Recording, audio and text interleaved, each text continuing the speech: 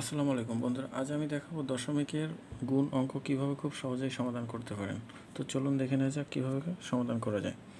তো প্রথম অঙ্কটা আছে এখানে 0.2 ইন্টু 0.02 গুণ 0.0002 সমান সমান কত।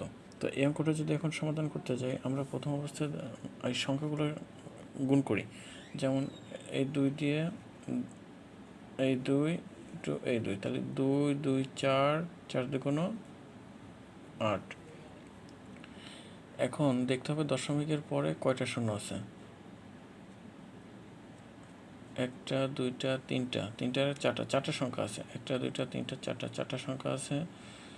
5টা, 6টা, 7টা। তাহলে আমাদের এইখানে দশমিকের এই সংখ্যার আগে 7টা সংখ্যা নিতে হবে। তাহলে একটা সংখ্যা নেওয়া হয়ে গেছে, আর নিতে হবে 6টা। একটা, দুইটা, তিনটা, চারটা, 5টা, 6টা।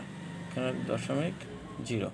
তাহলে 1 2 3 4 5 6 7, 7টা। 1 2 3 4 5 6 7, 7টা 0.0। ওটা সমাধান হয়ে গেল।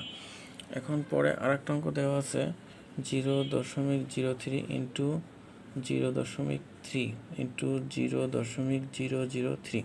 এই অঙ্কটা যদি করতে যাই, তাহলে আমাদের যেটা খেয়াল রাখতে হবে সেটা হলো এই একই রকমভাবে এই 3 দ্বারা এই 3কে এবং এই 3কে গুণ করে দিই। তাহলে 3 3কে 9, 3 9 27।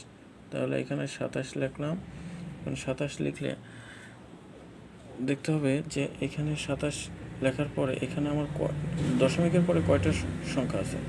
একটা, দুইটা, তিনটা, চারটা, 5টা, 6টা। তাহলে আমার ছয়টা সংখ্যা বানাইতে হবে এখানে। তাহলে 6টা সংখ্যা, 2টা সংখ্যা 27 লিখতে যেহেতু 2টা সংখ্যা লাগে, তাহলে 2টা সংখ্যা আছে। তাহলে আর 4টা, তাহলে 4টা শূন্য নিয়ে নেব। একটা, দুইটা, তিনটা, 4টা 0.0। খুব সহজেই আমরা সমাধান করে ফেললাম। 1 2 3 4 5 6, 1 2 3 4 5 6। হ্যাঁ, ওকে। তাহলে এটা হয়ে গেল। এখন যদি আমরা সেম কায়দাভাবে আরেকটা অঙ্ক দেখি, এই অঙ্কটা অবশ্যই একটু বড়। তো তার জন্য আমাদের এটার জন্য কি করতে হবে, চলুন একই রকমভাবে আমরা এটা দেখে নিই কীভাবে করা যায়। তো এটা করার জন্য ঠিক আগের মতো আগের নিয়ম ফলো করেই আমরা অঙ্কগুলো মানে এই সংখ্যাগুলো গুণ করে ফেলি। তাহলে 3 3 3কে 9, 3 9 27, 27। এখন দেখতে হবে দশমিকের পরে কয়টা সংখ্যা আছে। 1 2 3 4 5 6 7 8 9 10 11 12। তাহলে 12টা সংখ্যা আছে। তো 12টা সংখ্যা যদি থাকে, তাহলে আমাদের 27 লিখতে 2টা সংখ্যা আর 10টা শূন্য নিতে হবে।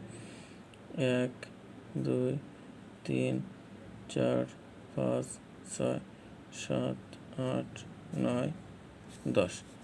তাহলে 10টা সংখ্যা নিয়ে দশমিক 0।